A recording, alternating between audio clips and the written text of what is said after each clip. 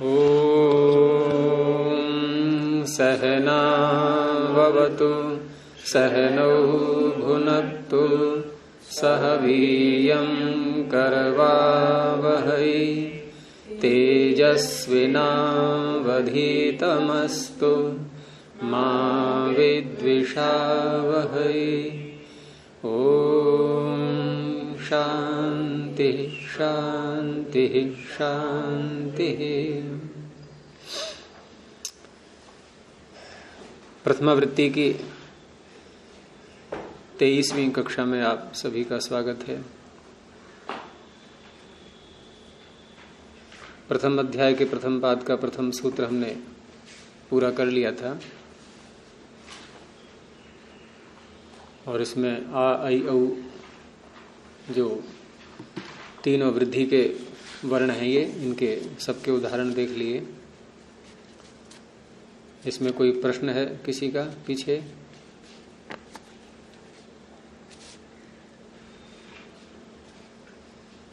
तो दूसरा सूत्र लेते हैं आज। दूसरा सूत्र है अदें गुणः। और जैसे वृद्धरादयी संज्ञा सूत्र है ऐसे ही अदें गुणः भी संज्ञा सूत्र है। और सूत्र का अर्थ जो करते हैं उसकी शैली प्रथम सूत्र में भी चर्चा की गई थी कि हम किसी सूत्र को समग्र रूप में समझने के लिए उसको कितने चरणों में लेते हैं। पहले उसका पदच्छेद और विभक्ति ये देखते हैं, उसके बाद फिर समास आवश्यक नहीं है, सब में समास हो, और फिर अधिकार या अनुवृत्ति जो भी पीछे से आ रहे हैं इनको देखते हैं। ये 3 चरण हो गए। उसके बाद फिर क्या करते हैं? अर्थ। अर्थ के बाद फिर वह सूत्र जहां जहां लग रहा है जिन शब्दों में उन्हें उदाहरण कहते हैं वो लाएंगे सामने, और जिन उदाहरणों को सामने लाया गया है उनकी रचना प्रक्रिया कैसे बने वो उसको सिद्ध करना, ये सिद्धि शब्द से बोलते हैं। तो इस तरह से 6 भागों में कोई सूत्र समग्र रूप में समझने में आता है। तो अदें गुणों में भी पहले पदच्छेद और विभक्ति इसकी देखेंगे, विभक्ति वचन। तो इसमें कितने पद हैं पहले ये देखेंगे। तो पद किसे कहते हैं? सुप्तिंगंतम पदम। सुबंत या तिंगंत, तिंगंत अभी नहीं आए हैं तो ये सुबंत शब्द यहां पर 2 हैं, इसमें अदेंग और गुणः। तो अदेंग हो गया प्रथमा विभक्ति का एक वचन और गुणः शब्द भी प्रथमा विभक्ति का एक वचन। तो अदेंग प्रथमा का एक वचन है तो प्रथमा के एक वचन में कौन सा प्रत्यय आता है? सु प्रत्यय आता है। रमिता बोला करो बीच बीच में, उससे थोड़ा अपना ज्ञान बढ़ता है और कोई गलत बोलोगे तो उसका सुधार भी होता है। तो जब मैं पूछता हूं तो बोलने का प्रयास किया करो, भले ही गलत निकले, चुप नहीं बैठना चाहिए। रीना बोला करो बीच बीच में, और जिनको पता है वो कम बोला करो, नहीं तुम्हारा अनुकरण कर लेंगे और लोग तुरंत ही। अगर संदेह है तो उसको बोल के देख भी लो कि हो सकता है अभी गलत ना हो मेरा, और पक्का पता है तो कोई आवश्यक नहीं है। हाँ, जब कोई ना बोले तो अंतम बोल दो उसको। तो अदेंग शब्द प्रथमा का एक वचन है, तो प्रथमा के एक वचन में कौन सा प्रत्यय आता है? सु। तो सु प्रत्यय तो यहां नहीं दिखाई दे रहा है, तो सु प्रत्यय नहीं दिखाई दे रहा है और हमने कह दिया ये प्रथमा का एक वचन है, क्योंकि सु प्रत्यय का परिणाम अंत में जाकर के विसर्ग इत्यादि सब होते हैं। जैसे गुण, हम कहें कि गुण प्रथमा का एक वचन है, तो यहां तो लग रहा है ठीक है, गुण बोला हमने और विसर्ग साथ में आ गए। मूल शब्द क्या है? गुण। तो मूल शब्द में कुछ अंतर आया, और अंतर आया है मूल शब्द में कुछ, इसका तात्पर्य क्या है कि ये जो अंतर आया है ये प्रत्यय का ही कोई अंश है, भाग है उसका, प्रत्यय का परिणाम है ये। तो उसे पता लग गया कि हाँ गुण में कुछ तो बढ़ा है, अंतर आ गया है। लेकिन यहां मूल शब्द क्या है? अदेंग में अदेंग ही मूल शब्द है, और फिर सु प्रत्यय आया तब भी अदेंग ही रहा, इसमें तो कोई अंतर नहीं दिख रहा है। तो हलंत जो शब्द होते हैं, अदेंग कैसा है? हलंत। और गुण शब्द कैसा है? अकारांत। तो अकारांत के आगे हम जब सुप्रत्यय लाएंगे तो वहां तो प्रथमा के एक वचन में हमें विसर्ग दिख जाएंगे, लेकिन हलंत शब्द के आगे जब सुप्रत्यय आता है तो ये हट जाता है, इसका लोप हो जाता है। तो किससे लोप करेंगे? हाँ, हल ज्ञाभ्यो दीर्घात सुतिस्य पृक्तम हल, ये सूत्र आगे आएगा, इसको फिर कभी लेंगे, अभी मैंने केवल संकेत दिया है। तो पदच्छेद और विभक्ति वचन ये सारे हो गए। अब दूसरा कार्य क्या होता है फिर? पदच्छेद विभक्ति वचन के बाद समास। तो समास जब करते हैं जब ये देखते हैं कि जो जो हमने पद बोले हैं उन पदों में क्या एक से अधिक शब्द हैं या एक ही है। जैसे कहा गुणः प्रथमा का एक वचन, तो गुण शब्द एक है या गुण में और भी शब्द मिले हुए हैं, दो या दो से अधिक हैं? तो एक ही शब्द है। जहां एक शब्द होगा वहां समास नहीं होता। अदेंग को भी हमने कहा प्रथमा का एक वचन। अब इसको देखेंगे क्या इसमें एक शब्द है या एक से अधिक मिले हुए हैं। तो यहां दो हैं, ये अत और एंग। लेकिन अदेंग जो है ये शब्द कहां है? ये तो प्रत्याहार है। नहीं, प्रत्याहार नहीं है। अदेंग एक शब्द हो गया, प्रत्याहार भी शब्द ही होता है, बात वो नहीं हो रही है। हमने कहा कि ये प्रत्याहार है, शब्द नहीं है। तो पहले इस वाक्य को सही करो, प्रत्याहार भी शब्द ही होता है, वो भी शब्द ही है। इसका क्या अर्थ है? ये तो कह सकते हैं कि हाँ इसमें जो अलग अलग शब्द हैं ये प्रत्याहार हैं, ऐसे कह सकते हैं। लेकिन प्रत्याहार है इसलिए शब्द नहीं है, ये गलत है। शब्द का अर्थ शब्द का तो कोई अर्थ होता है ना, जैसे गुण का अर्थ है, बुद्धि का है। लेकिन अदेंग में तो अर्थ है और ए ओ। तो अभी तो अर्थ तक पहुंचे नहीं है। अभी हम देखो, अभी पहले क्या है? पदच्छेद विभक्ति, फिर समास, फिर अनुवृत्ति, फिर अर्थ आएगा। जब अर्थ आएगा तब अर्थ न बने तो कहना कि तो निरर्थक शब्द पाणिनि ने पढ़ दिया यहाँ पर। क्यों लग रहा है ऐसा? क्यों? गुण का अर्थ पता है हमें, और जिसका नहीं पता है उसका अब पता लग जाएगा। हाँ, क्या? जैसे हम प्रत्याहार सूत्रों में अची है या अचह, इस प्रकार जो विभक्तियों का प्रयोग करते हैं, तो उसमें जोर से बोला करो जिससे औरों को भी थोड़ा। तो वहाँ विभक्तियों का जो प्रयोग हो रहा है, अची में सप्तमी विभक्ति, ऐसे ही यहाँ पर एंग में कोई ना कोई विभक्ति तो होगी। तो प्रथमा का एक वचन है, तो एक वचन हम मान रहे हैं, तो फिर उसको फिर जैसे हल्का से पहले तो लोप ही कर दिया हमने, फिर उसको प्रथम व्यक्ति के समान तो द्वितीय का बोलेंगे। प्रत्यय लोपे प्रत्यय लक्षण, प्रत्यय आया हट गया कोई बात नहीं है, उसका प्रभाव पूरा रहेगा। वाक में सु हट गया, क्या हलंत? हलंत रहता ही है वैसे। तो वो तो पहले भी हलंत है। वाच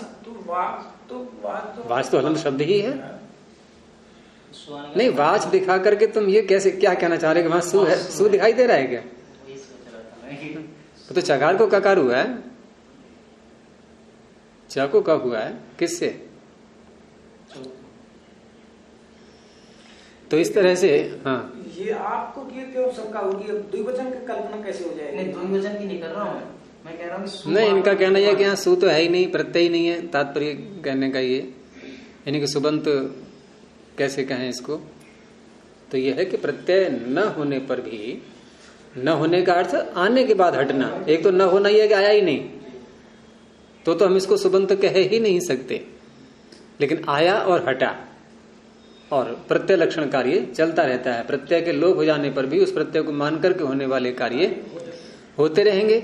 अब उसको मान करके होने वाला कार्य कौन सा किया हमने यहां?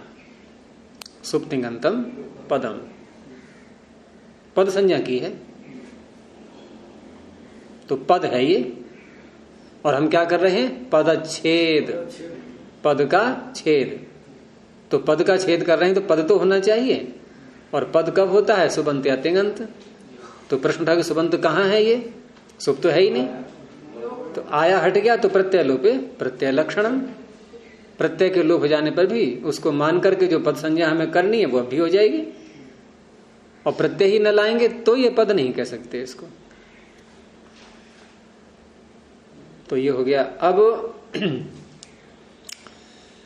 अदेंग शब्द क्योंकि दो को मिलकर के बना है ये, अत और एंग, तो जब दो या तीन या उससे अधिक ऐसे शब्द मिलाकर के हम जब कोई पद बनाते हैं तो उन शब्दों को अलग अलग दिखाने के लिए वहां विग्रह करते हैं। समास और विग्रह ये दो शब्द चलते हैं। समास कहते हैं मिलाने को, एक साथ एक शब्द बना दिया हमने, एक पद बना दिया, और विग्रह में अलग अलग शब्द उसके दिखाते हैं। तो समास का जब विग्रह करते हैं तो समास किस प्रकार का है, विग्रह भी उसी के आधार पर होगा। तो यहां विग्रह करेंगे तो अत च एंग च, अत च एंग च, च का अर्थ क्या होता है? और। तो यहां यह है अत शब्द और च,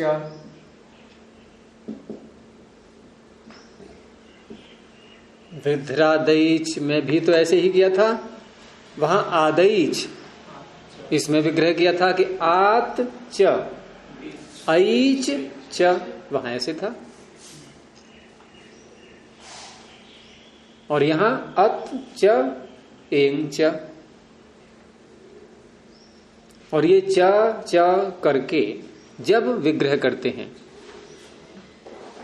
उसके बाद जो समास का नाम होगा उसे कहते हैं द्वंद्व समास। चार प्रकार के जो समास होते हैं उसमें से एक द्वंद्व भी है। अभी द्वंद्व समास ही हमारा आया है, पिछले सूत्र में भी द्वंद्व समास था, यहां भी द्वंद्व समास है। और द्वंद्व समास करने का सूत्र सारी अष्टाध्यायी में एक ही है। अन्य समासों के तो अनेकों सूत्र मिल जाएंगे, अव्ययभाव, तत्पुरुष, बहुव्रीहि और द्वंद्व। सबसे अधिक सूत्र किस समास के हैं?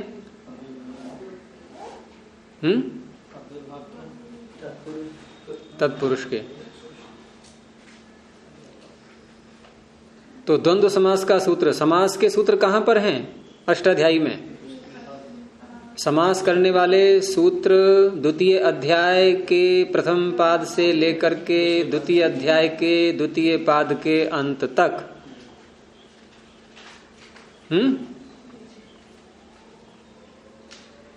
द्वितीय अध्याय का प्रथम पाद का सूत्र प्रथम क्या है? समर्थः पद विधि ही।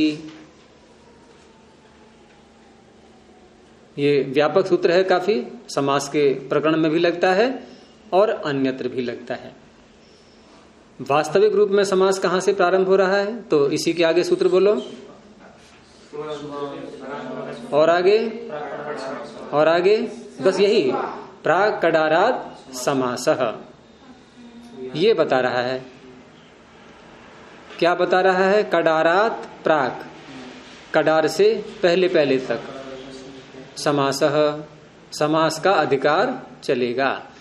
अब कडार को ढूंढो कहां पर है ये, क्योंकि कडार का हमें पता लग जाए, हमें यदि कडार का पता लग जाए तो हम ये निश्चय कर लेंगे कि समास यहां तक होगा। तो द्वितीय पाद का अंतिम सूत्र क्या है? कडाराह कर्म धारे। मिल गया? तो क्या अर्थ हो गया अब ये कि प्राक कडारा समासन ने ये कह दिया कि यहां से लेकर के, जहां ये सूत्र बैठा हुआ है, यहां से लेकर के कडाराह कर्म धारे तक समास, यानी आगे आने वाले सूत्र जो समास कर रहे हैं, जो कार्य कर रहे हैं, उनका नाम समास होता है। तो ये सूत्र कैसा है? प्राक कडारा समासः, संज्ञा सूत्र और अधिकार सूत्र भी है। जैसे और कोई उदाहरण देंगे? कोई उदाहरण दो कि जो संज्ञा सूत्र भी हो और अधिकार सूत्र भी हो। एक भी नहीं मिला। प्रत्यय और संज्ञा सूत्र भी है ये। अंगस्य, ये संज्ञा सूत्र है, केवल अधिकार है। मैं कह रहा हूं अधिकार भी हो संज्ञा भी हो, दोनों काम एक ही सूत्र कर रहा हो, नाम भी रख रहा हो और आगे अन्य सूत्रों में जा भी रहा हो। जैसे प्रत्यय बोला था, प्रत्यय नाम भी रखता है ये प्रत्यय, और आगे आने वाले सारे सूत्रों में जा भी रहा है, वहीं जाके नाम रखेगा ये। लेकिन अंगस्य में हमने अंग नाम रखा किसी और से, यस्मात् प्रत्यय विधि सदादि प्रत्यय अंगम। अधिकार सूत्र दूसरा आया अंगस्य। लेकिन यहां क्या है? प्राक कडारात समासः, ये समास नाम भी रख रहा है और आगे सूत्रों में जाकर के नाम रखेगा ये, इसलिए अधिकार सूत्र भी हो गया। तद्धिताः, संज्ञा सूत्र भी है और अधिकार सूत्र भी है। ये कहाँ है अधिकार सूत्र? हाँ, क्या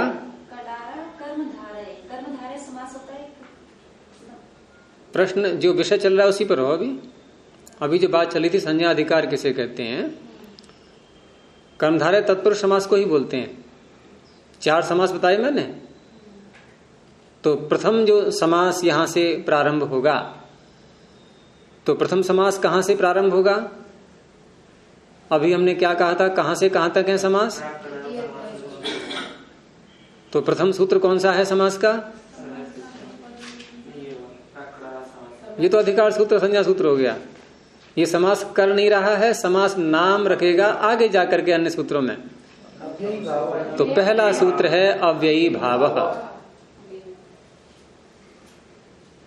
अब ये अव्ययी भावः,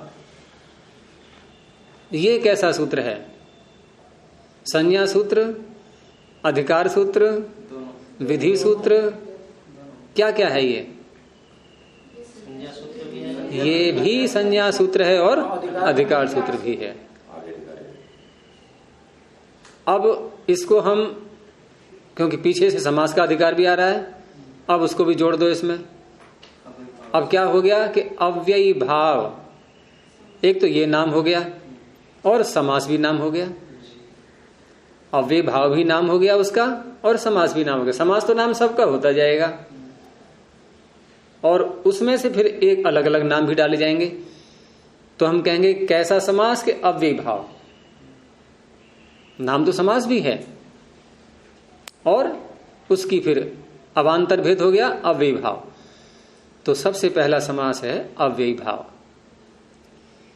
और ये चौथे कॉलम में जो तत्पुरुषः शब्द सूत्र आ रहा है उससे पहले पहले तक ये जाता है।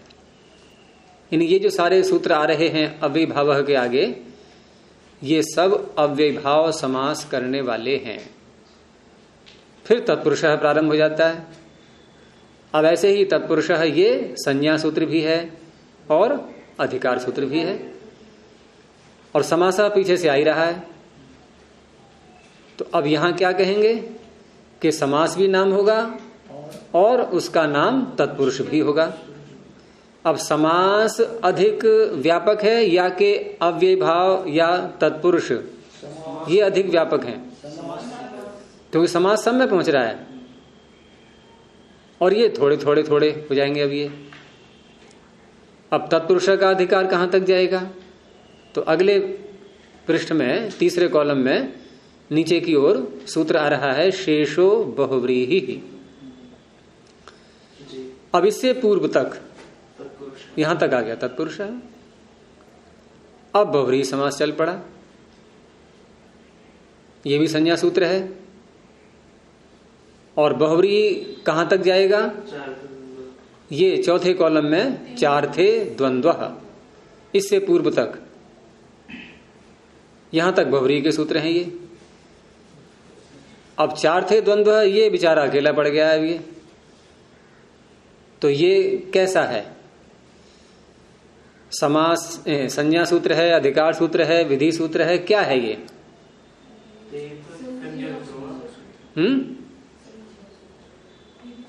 संज्ञा सूत्र, यानी कि नाम रखता है ये द्वंद्व। विधि सूत्र भी है। ये समास भी कर रहा है, समास कर भी रहा है ये। जैसे अव्ययीभावः समास नहीं करता, तत्पुरुषः समास नहीं करता, और ये उसमें भी घटेगा शेषो बहुव्रीहि में। ये विधि सूत्र भी है, संज्ञा सूत्र भी है, अधिकार सूत्र भी है, तीनों है वो शेषो बहुव्रीहि। आगे भी जा रहा है, स्वयं भी कर रहा है बहुव्रीहि। नहीं, स्वयं तो नहीं करेगा ये, वो तो अनेक मन्य पदार्थ करेगा। यही है, केवल चार थे द्वंद्व ऐसा है जो विधि सूत्र भी है और संज्ञा सूत्र भी है। अधिकार इसमें है ही नहीं, क्यों आगे जा ही नहीं रहा है। तो इस तरह से हमने जो किया था अभी अत च और एंग च, ये कौन सा समास कर रहे हैं? द्वंद्व समास। और द्वंद्व समास किस अर्थ में होता है ये कौन बताएगा? कौन सा सूत्र बताएगा? ये तो एक ही तो सूत्र है, ले दे के एक ही तो सूत्र है, वही तो बताएगा। तो वो क्या कह रहा है? चार थे, च और थे, च के अर्थ में। ये च का अर्थ क्या होता है? और। तो और इस अर्थ में द्वंद्व समास होता है, च के अर्थ में। तो इससे द्वंद्व समास होगा। जब एक ही सूत्र है तो जो दो भेद करते हैं उसको कैसे करें? द्वंद्व के दो भेद हैं। ये द्वंद्व समास का द्वंद्व दोनों में आ जाएगा। द्वंद्व के अवान्तर भेद हैं वो तो, तत्पुरुष के नहीं है अवान्तर भेद। तो इसमें अन्यत्र सूत्र पढ़े हैं इसके? नहीं, इसी में निकल आता है। इसी में निकल आता है कि जहां एक वचन रहता है उसे समाहार द्वंद्व कहते हैं। अब यहां दो शब्द हैं, ये अत और एंग, तो दोनों को मिलाकर के कौन सा वचन आना चाहिए? एक वचन। राम और लक्ष्मण जा रहे हैं, तो हम ये कहते हैं राम लक्ष्मणः गच्छति, राम लक्ष्मणौ गच्छतः। तो राम और लक्ष्मण, ये राम लक्ष्मणौ कौन सा समास हुआ? रामश्च लक्ष्मणश्च हो गया द्वंद्व समास। लेकिन द्विवचन आया कि नहीं? तो यहां भी अत च और एंग च, तो क्या बनना चाहिए दोनों को मिला के? अदेंगौ सु जस, तो औ आना चाहिए कि नहीं? दो हैं ये, तो द्विवचन का प्रत्यय आना चाहिए। सु कैसे आएगा? सु तो एक वचन में आता है,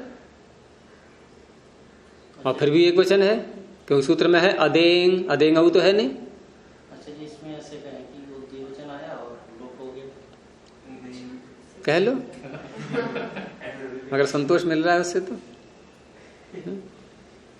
लेकिन किसी व्याख्याकार ने कहा ही नहीं ऐसा। लोप तो उसी में हो रहा है। तुम नई व्याख्या करो तो उसमें कह लेना ऐसे, नहीं अष्टाध्यायी बनाएंगे। और उसमें व्याख्या के साथ में एक शब्द और जोड़ देना, विशिष्ट व्याख्या। अष्टाध्यायी की विशिष्ट व्याख्या या अभूतपूर्व व्याख्या। एक बार लोग पढ़ेंगे, एक बार लोग देखेंगे तो क्या दिखाएगा इसे।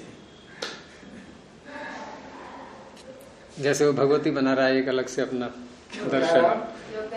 हाँ, योग दर्शन अपना योग दर्शन अलग बना रहा होगा। हाँ, कि योग सूत्र निर्माण कर रहे हैं उससे तदा दृष्टु हुई, क्या बनाया उसने? और योग का क्या लिखा है उसमें सूत्र? योग ध्यान नहीं रहा, कुल को बता तो रहा था। आचार्य ये तो खैर अलग हो गया। मैं निरुक्त पढ़ रहा था आचार्य सुदर्शन देव जी से, तो उन्होंने जो है दयानंद दर्शन करके गुरुजी 101 सूत्र बनाए थे, और वो काम कर रहे हैं कि उनका शरीर पूरा हो गया, नहीं हो पाया, वो काम एक अधूरा हो जाता, गुरुजी बहुत अच्छा काम होता। तो जैसे ये इनके दर्शन है, ऐसे दयानंद दर्शन नाम को उन्होंने सूत्र शुरू से बनाया था, दयानंद के जितने भी कार्य हैं, जो मान्यताएं हैं, वो सूत्र रूप में आ जाए। तो उन्होंने काम बहुत सुंदर किया था। 101 सूत्र मुझे सुनाया था, उन्होंने लिखा था, लेकिन फिर वो काम रह गया। तो हम अदेंग की सिद्धि कर रहे हैं, चलो ये भी एक सिद्धि है एक प्रकार की। सिद्धियां बहुत हो चुकी ना, तो सिद्धि का चल ही रहा है दौर इसमें व्याकरण में। तो अच एंग द्वंद्व समास हो गया, तो 4 थे, द्वंद्व से द्वंद्व समास हुआ। अब क्योंकि यहां पर एक वचन आएगा अंत में, तो जहां एक वचन रहता है द्वंद्व समास में, उसे कहते हैं समाहार द्वंद्व।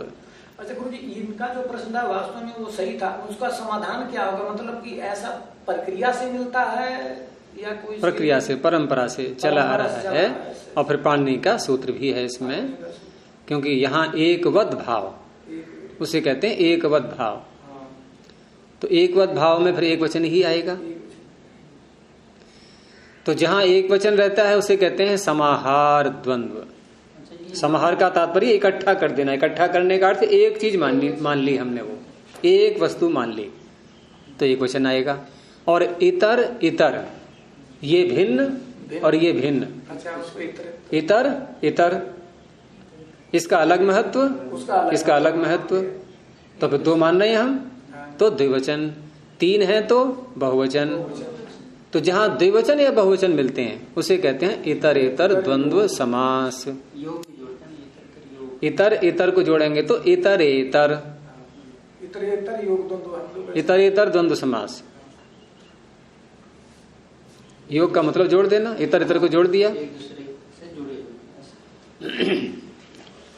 तो इस प्रकार से ये समाहार द्वंद्व होगा। तो अब करेंगे क्या यहाँ पर कि अतच एतच, तो सबसे पहले सूत्र लगा लिया हमने, 4 थे द्वंद्व, इससे द्वंद्व क्या किया? समास। द्वंद्व भी नाम है, समास भी नाम है। इसका सूत्र क्या है? एक वचन करने का समाहार हैं? एक वचन का सूत्र क्या है? नहीं, सूत्र वैसे नहीं है, एक वचन करने का सूत्र नहीं होता है, एकवद भाव, एक चलता है ये, कि एकवद भाव रहता है इनमें।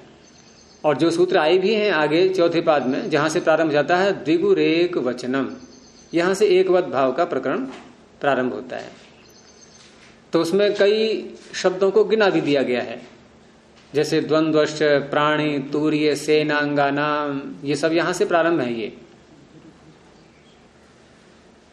और वो सब एकवद भाव करने वाले हैं। चलिए, तो अतच एंग चाहिए हो गया। अब इसमें 4 थे द्वंद्व लगा करके इसका नाम हो गया द्वंद्व समास। और जब किसी का नाम समास हो जाता है तो उसका फिर एक नाम और पड़ेगा। वो नाम कौन सा है?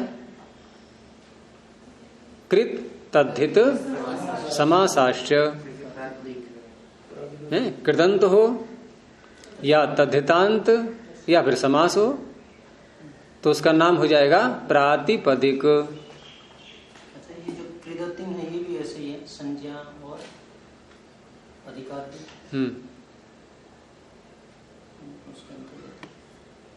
यानी आगे आने वाले सब प्रत्ययों का नाम कृत, तो आगे जाएगा तभी तो, तिंग को छोड़कर। तो समास जिसका नाम हो जाएगा उस पूरे का नाम क्या होगा? फिर समास भी पूरे का ही नाम है, इसका पूरे का नाम है द्वंद्व, द्वंद्व समास। और समास का नाम होता है फिर प्रातिपदिक। तो किसका नाम हुआ प्रातिपदिक? इसमें बोलो, इसमें किसका नाम है प्रातिपदिक? पूरे का। देखो उसने सही उत्तर दिया। ये च भी साथ में, सब कुछ साथ में है, इसमें पूरे का नाम द्वंद्व समास है। और एक बात सुनो, ये जो हमने अत बोला है ये और एंग बोला है, हैं?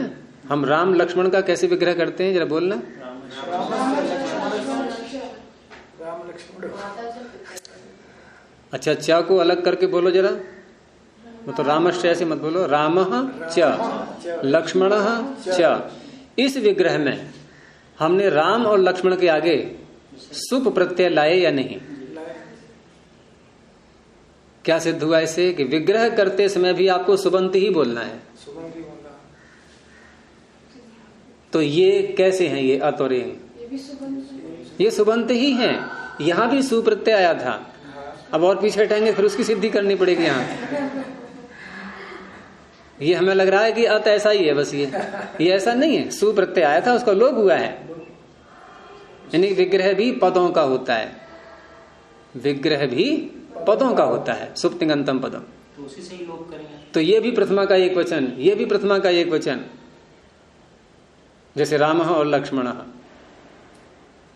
ठीक है। अब क्योंकि हलंत हैं दोनों, तो हलंगे आप भी दीर्घा से लोप हो ही जाना है, तो ये ध्यान रखना।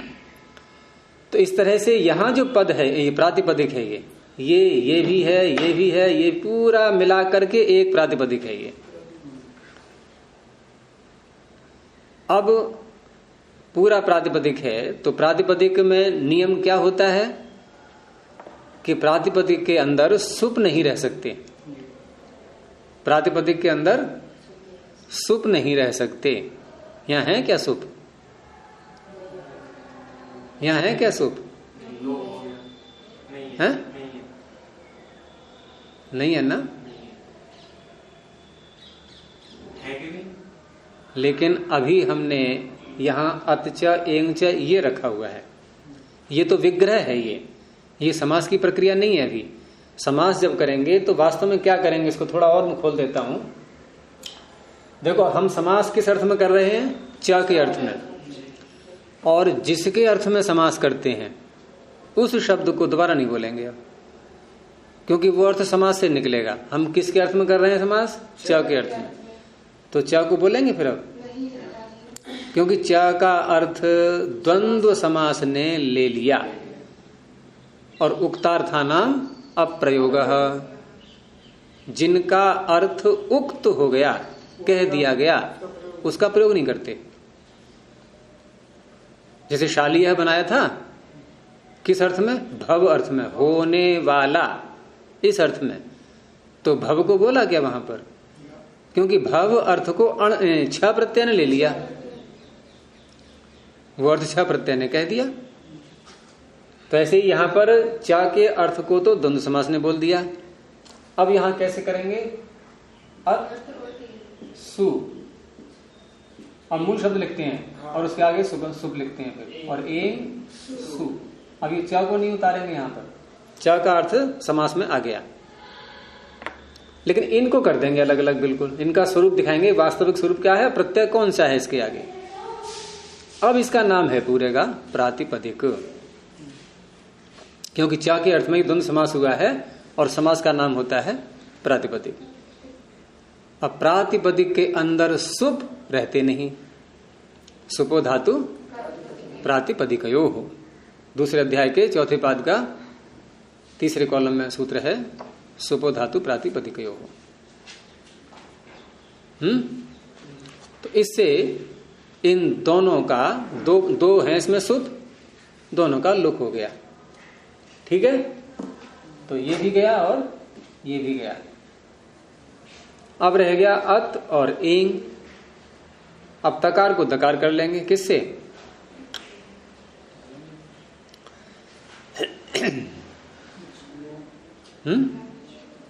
झलाम जशोन्ते, झलों के स्थान में जश हो जाता है पद के अंत में। ये पद है, ये पद है कि नहीं? कैसे है पद? सुबंत होने से, सुप्तिंगंतम पदम। लेकिन इसका तो लुक हो गया, इसका तो लुक हो गया,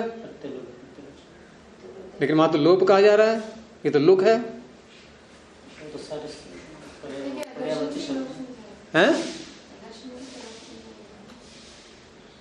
नहीं, अदर्शन की लोप संज्ञा होती है और लोक शुलु लोप की भी। अदर्शन की लोप संज्ञा नहीं होती, लोप की, लोप को अदर्शन कहते हैं।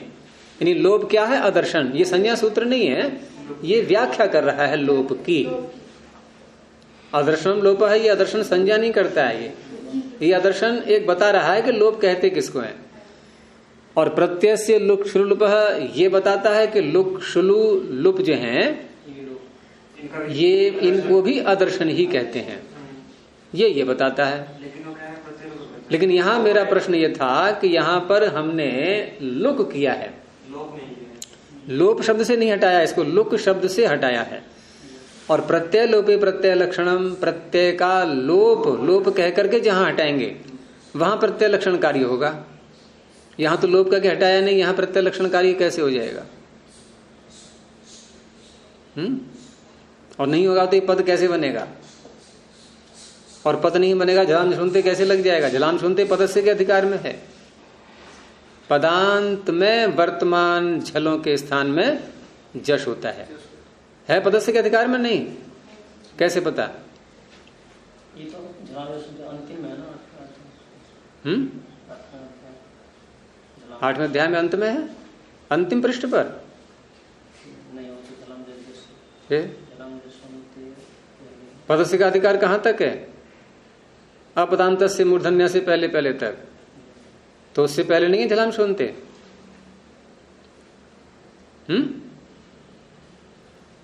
नहीं मिला?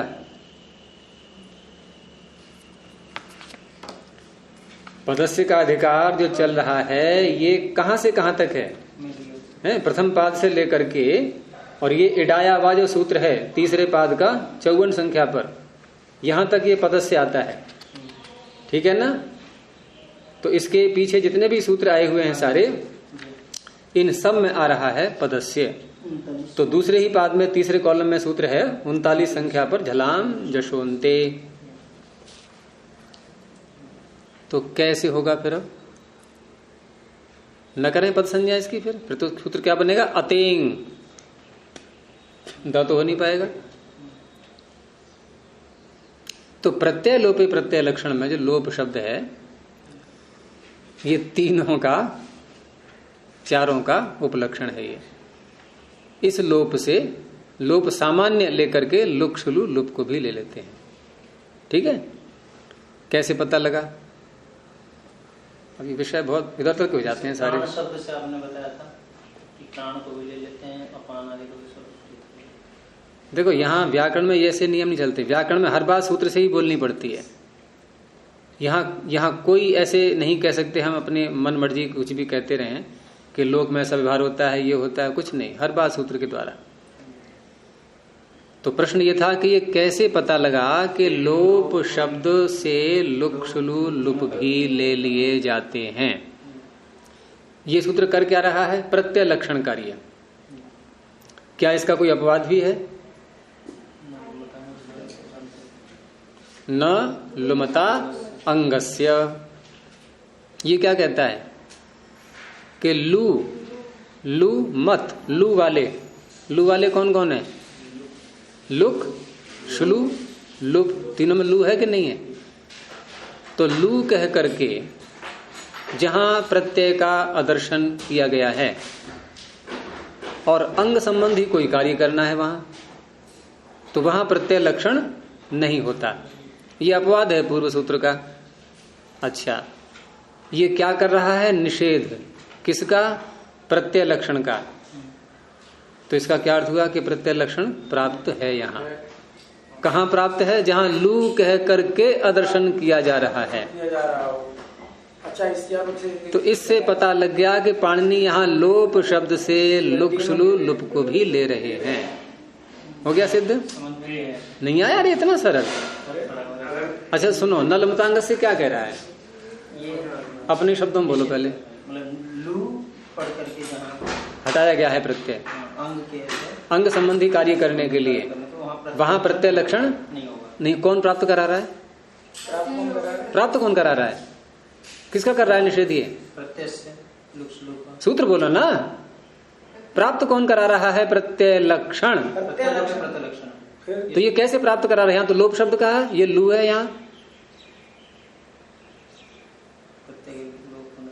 प्रत्यय के लोप होने पर कह रहा है, ये तो नहीं कह रहा प्रत्यय के लुक होने पर, श्लू होने पर, लुप होने पर प्रत्यय लक्षण होता है, ये तो नहीं कहा उसने, लोप होने पर कहा है। और पाणिनि कह रहे हैं कि यहाँ लू वाले में प्रत्यय लक्षण नहीं होगा।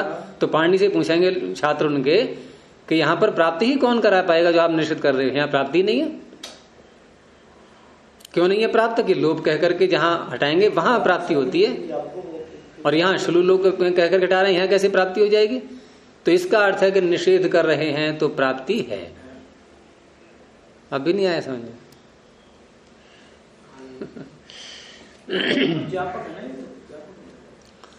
चलिए, तो इस तरह से यहां सुपो धातु प्रातिपदिकों से ये दोनों हट गए, और अत और एंग और झलाम सुनते से त को द करके अदेंग। अब ये अदेंग शब्द कैसा है? ये अभी केवल शब्द है। और अब इसके हम रूप चलाएंगे, तो रूप चलाएंगे, अब फिर सु प्रत्यय आएगा अंत में बाद में, क्योंकि समाहार द्वंद्व है तो एक वचन रहेगा, इसलिए अब फिर सु आएगा।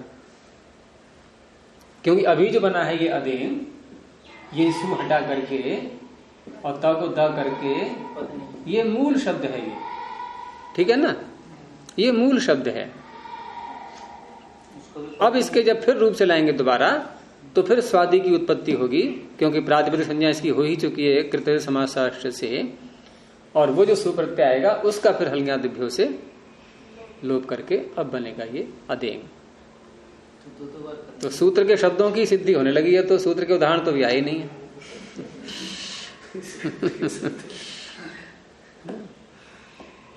और गुण में तो कोई बात ही नहीं है, गुण तो गुण शब्द अकारांत है ही, सुप्रत्यय आएगा, विसर्ग हो जाएगा। तो ये हो गया अतच एंच इति अदेंग समाहार द्वंद्व समास।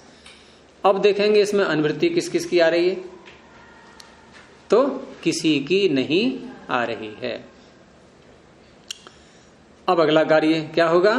अर्थ।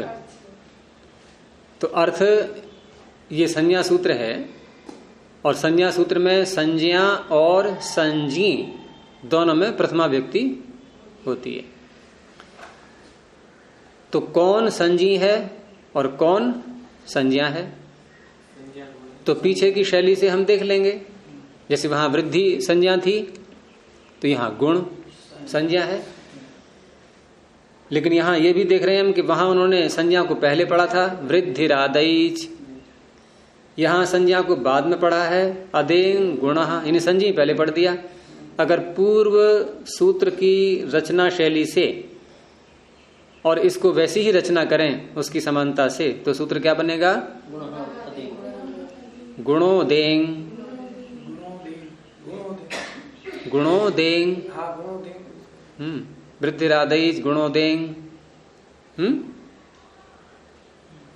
अच्छा, और देखो आगे अन्य सूत्र कोई संज्ञा का निकालो। ये संजी पहले पढ़ते हैं कि संज्ञा पहले पढ़ते हैं? कोई सूत्र देखो निकाल के, कोई सा भी। अरे इसी पाद में भरे पड़े हैं। हाँ, संज्ञा कहां पर पहुंच रही है? उससे पहले हसंयोगा नहीं निकल गया, अन्नासिका ने सब कुछ छोड़ दिए, संज्ञाएं भरी पड़ी हैं पूरी। ईद उदेत,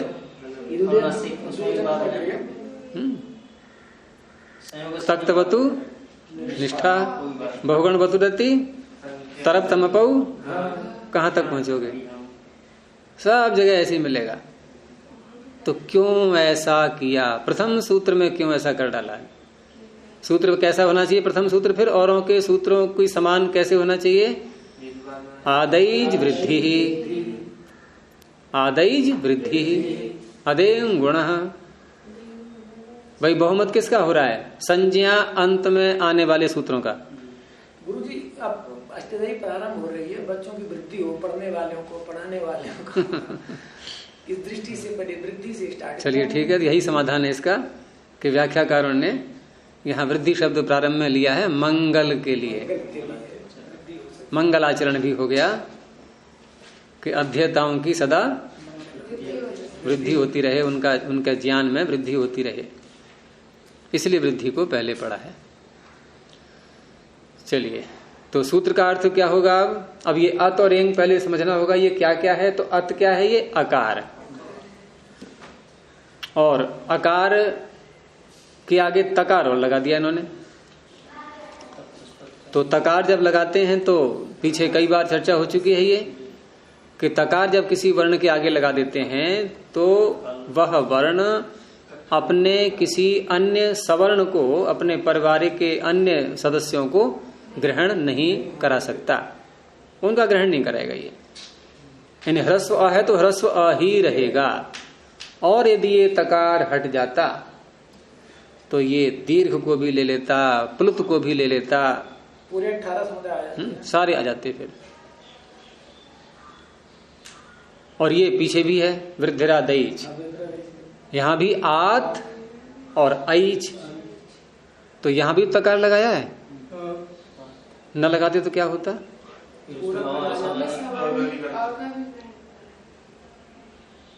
यदि आत में तकार न लगाते तो आ क्या करता?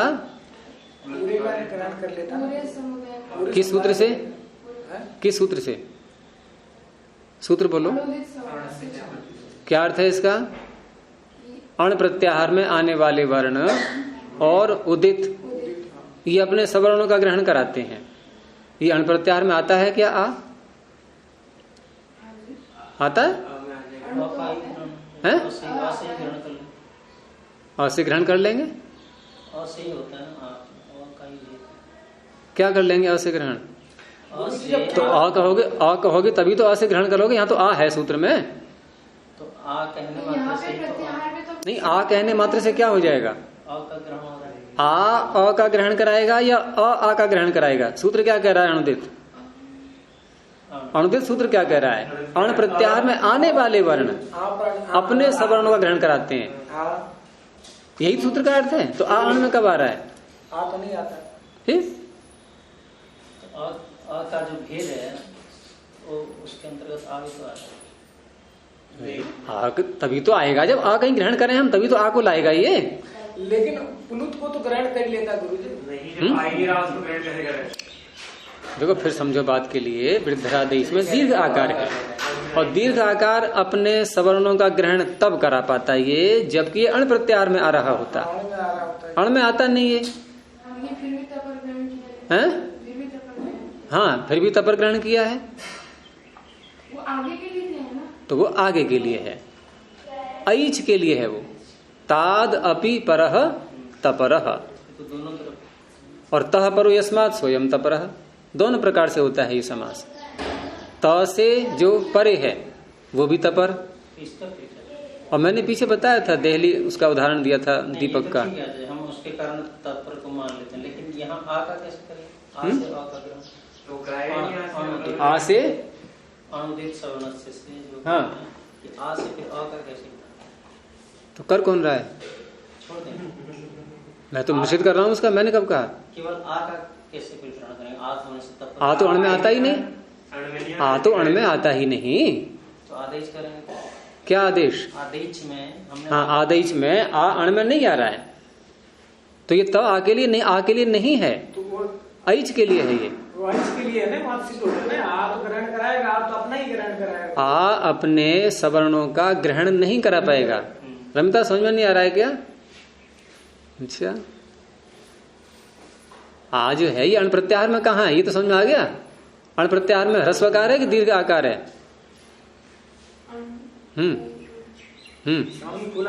कौन सा है? ऐ अण में जो अ है अण प्रत्याहार में, ये कौन सा आकार है? दीर्घ है कि ह्रस्व है? तो जो वर्ण अण प्रत्याहार में आते हैं ये अपने सवर्णों का ग्रहण कराते हैं, अपने साथियों का। तो आदई जो वृद्धादई सूत्र में आत में आ था, ये दीर्घ आ है, ये अपने सवर्णों का ग्रहण कराएगा क्योंकि अण प्रत्याहार में आता ही नहीं। और सवर्णों का ग्रहण न हो उसको रोकने के लिए पाणिनि उसके आगे तकार लगा देते हैं, तो इसके आगे तकार लगाना निरर्थक हो गया। क्यों सार्थक हो गया ना, क्योंकि वो आगे के लिए। सार्थक कैसे हो जाएगा जब आ ये दूसरे ग्रहण कर ही नहीं पाएगा और उसको रोकने के लिए हम तकार लगा रहे हैं? तो रोकें, किसको रोक रहे हैं? वो ला ही नहीं पा रहा है दूसरे को। आपके लिए तो रोक रहे हैं, अपने और समूह को लेकर ये आ अपने सवर्णों का ग्रहण करा ही नहीं पा रहा है, क्योंकि अण प्रत्याहार में आता नहीं और नहीं करा पा रहा है अपने सवर्णों का ग्रहण, तो रोकना किसका होगा? रोकें तब जबकि ला रहा हो ये अपने साथियों को, ये लाने के योग्य ही नहीं है क्योंकि ये अण प्रत्याहार में आता ही नहीं। तो निरर्थक हुआ त लगाना कि सार्थक हुआ? हाँ, तो निरर्थक हुआ। तो इसलिए ये तकार आ के लिए नहीं है, ये ऐच के लिए है। ऐच तो आ रहा है अण में, ऐ औ ये अण में है कि नहीं है? सूत्र ही है ऐ औच। हाँ, ऐ औ अण में आ गए, ये अपने परिवार वालों को लाएंगे तो वो ना ला पाए हैं। प्लुत ऐ औ या 4 मात्रा के ही माने गए, ये त्रिमात्र चतुर्मात्र, इनको न ले आए, ये उनकी वृद्धि संज्ञा न हो जाए, तो ये तकार ऐच के लिए है। ये तो स्वयं दीर्घ होते हैं ना, और प्लुत को भी ग्रहण करा सकते थे। हैं? प्लुत को ग्रहण करा सकते थे। रोक दिया गया। आ में ये समस्या है नहीं, आ तो दीर्घ है, दीर्घ ही रहेगा। 4 मात्रा वाला 4 मात्रा वो आगे फिर महाभाष्य में पढ़ना, अभी बता दिया संकेत मैंने। अब यहां अदेंग में आ जाओ। अदेंग में ये अ, ये अण में आता है कि नहीं? तो ये अपने सवर्णों का ग्रहण कराएगा और नहीं लेना है हमें, तो तकार आवश्यक हो गया। तपरस तत्कालस्य, तकार जहां लग जाए वो उसी काल का बोध कराएगा। अच्छा, और ये भी अण में आ रहे हैं। एंग, एंग ये भी अण में है, ए और ओ, एंग सूत्र है नहीं अण प्रत्याहार में, तो ये भी अपने सवर्णों को लाएंगे, तो ये इधर भी मार करेगा, ये दोनों तरफ सुरक्षा करेगा। यानी ये तकार इधर भी और इधर भी, ये जो तकार है बीच में, ये इसके लिए भी है, इसके लिए भी है, एंग के लिए भी है। और ये समास से पता लगता है कि तह परो यस्मात्, त परे है जिसके, तो कौन है? अ। और तात परह, त से जो परे है वो है एंग। तो ये दोनों तपर हैं, ये एंग भी तपर है और आकार भी तपर है। तो अब सूत्र का अर्थ, तो यहां अत का अर्थ क्या हो गया? फिर दोबारा बोलो। अ, केवल अ। और एंग का अर्थ क्या हो गया? ए ओ। तो 3 हो गए अब ये, अ ए ओ। अब अर्थ हो जाएगा अ ए ओ, इनकी गुण संज्ञा होती है, अर्थात इनको गुण कहते हैं, अ ए ओ। और साथ में ये और जोड़ देते हैं कि तद्भावित हो या अतद्भावित हो, अर्थात पहले से कहीं विद्यमान है अ ए ओ, उनका भी नाम गुण, या किसी सूत्र के द्वारा लाए गए हों, उनका भी नाम गुण। पहले से हो उन्हें कहते हैं अतद्भावित, सूत्र के द्वारा लाए गए हैं ये तद्भावित। तो दोनों ही अवस्थाओं में इनका नाम गुण हो जाएगा। तो अब ये स्पष्ट हो गया कि वृद्धि और गुण किस किस को कहते हैं? वृद्धि किसे कहते हैं? आ आई औ। और गुण किसे कहते हैं? अ ए ओ। अंतर स्पष्ट दिख ही रहा होगा, वहां बड़े बड़े वर्ण हैं, यहाँ छोटे छोटे हैं। बड़े बड़े हैं इसलिए इसका नाम है वृद्धि, बढ़े हुए हैं ना वो। अब कोई कहे छोटे छोटे हैं तो गुण कैसे हो गए? तो गुण छोटे ही होते हैं, सूक्ष्म होते हैं।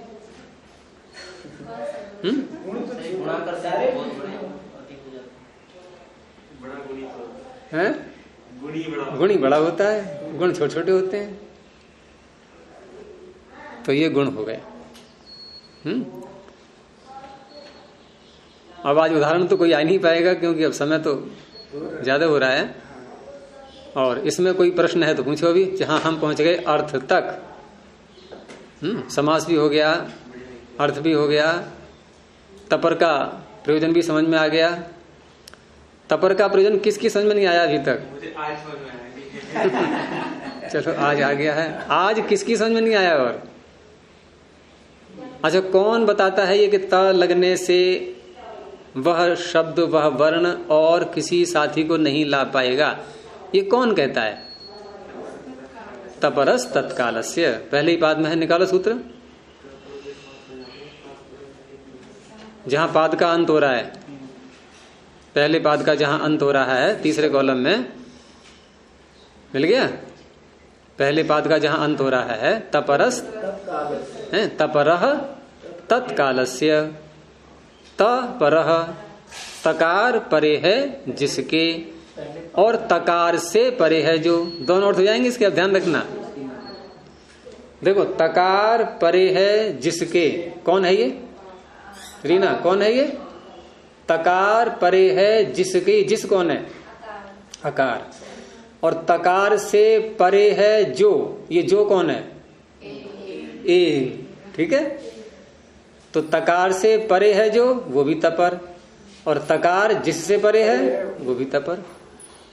जैसे दीपक रखते हैं ना यहाँ बीच में दरवाजे पे, तो अंदर भी प्रकाश करेगा और बाहर भी करेगा। तो ये तकार पानी ने कहाँ डाल दिया? बीच में, तो इधर भी प्रभाव डालेगा, ये इधर भी प्रभाव डालेगा। तो तपरस तत्कालस्य। तो ये तो कह रहा है कि ये अपने परिवार वालों को, अपने सवर्णों को, अपने साथियों को नहीं ला सकते, लेकिन अपने साथियों को लाते हैं ये कौन बताता है? तो देखो यहीं पर सूत्र दोबारा, अनुदित सवर्णस्य चा प्रत्ययः, उसी के ऊपर मिल गया। कहाँ है? और ये तपरस तत्कालस्य है? हाँ हैं? अनुदित क्या कह रहा है? नहीं, ये दोनों सूत्र समझ में आ गए? नहीं, संख्या क्या है इनकी अलग अलग? अनुदित सवर्ण से पहले है या तपरस तत्काल से पहले है? ठीक है, तो ये इसका अपवाद है तपरस तत्काल से। अपवाद क्या, अपवाद कैसे कहते हैं? जो अपने पिछले जो सूत्र हैं उनमें से किसी सूत्र के कार्य को रोकने वाला। तो अनुदित सवर्ण से चा प्रत्यय, ये कहता है कि अण और उदित, तो अण प्रत्याहार हो गया ये, अयुण के अ से लेकर के लण सूत्र के णकार तक। तो इस प्रत्याहार में जो वर्ण आ रहे हैं ये, अथवा किसी में ऊ लगा दिया गया है, जैसे कु चू टू तू पू, उदित। तो ऐसे जो वर्ण होते हैं ये अपना भी ग्रहण कराते हैं और अपने सवर्ण का भी ग्रहण कराते हैं। और सवर्ण का अर्थ होता है जिनका स्थान और प्रयत्न समान हो। तो हम साथी शब्द से बोल देते हैं उसको, अपने साथी, अपने परिवार वाले, ऐसे करके बोल देते हैं, उनका ग्रहण कराते हैं ये। तो उस काम को, उसके इस कार्य को अगले सूत्र ने थोड़ा सा रोक दिया कि हम तेरी बात मानते हैं। अगला सूत्र ये कह रहा है कि हम तेरी बात मानते हैं, लेकिन यदि कहीं पर किसी वर्ण के आगे तकार जुड़ा हुआ है तो ये तुम्हारा नियम लागू नहीं होगा। थोड़ी सी रोक लगा दी उसने। अब इसका नियम कहाँ लागू होगा? अनुदित सवर्ण स्या प्रत्यय ये कब अपना कार्य कर पाएगा? जब कि किसी वर्ण के आगे तकार न लगा हुआ हो। समझ आ गई नहीं अब? और ऐसे बहुत से सूत्र आएंगे। और दूसरी बात यह कि प्रथम सूत्र ने अनुदित सवर्ण स्या प्रत्यय ने, इसने ये नियम बना तो दिया कि अण प्रत्याहार में आने वाले वर्ण अपने साथियों का भी ग्रहण कराते हैं, लेकिन साथ में ये भी कह दिया है अप्रत्ययस्य। प्रत्यय जो हम कर रहे हैं तीसरे अध्याय से लेकर के 5वें अध्याय के अंत तक, और यहां यदि कोई प्रत्यय ऐसा आ जाए जो कि अण प्रत्याहार में वो वर्ण आ रहा हो, तो वो अपने साथियों का ग्रहण नहीं कराएगा। जैसे भागह में हमने कौन सा प्रत्यय किया था? अण, वो घय, और घय प्रत्यय करके अनुबंध हटा करके क्या शेष रह गया था उसका? अ। तो अ तो अण प्रत्याहार में आ रहा है, तो ये दीर्घ का भी ग्रहण कराने लगेगा फिर। तो क्या बनेगा? भागा बनेगा नहीं फिर, और भागा ही बनेगा। तो अशुद्ध हो जाएगा कि नहीं? तो देखो इन्होंने रोक लगा दी कि नहीं, प्रत्यय में ये नियम लागू नहीं होगा, अन्यत्र लागू हो जाएगा। तो इस तरह से ये दोनों सूत्र व्यवस्था कर रहे हैं आपस में। तो यहीं समाप्त करते हैं अब आज का प्रणव ध्वनि। ओ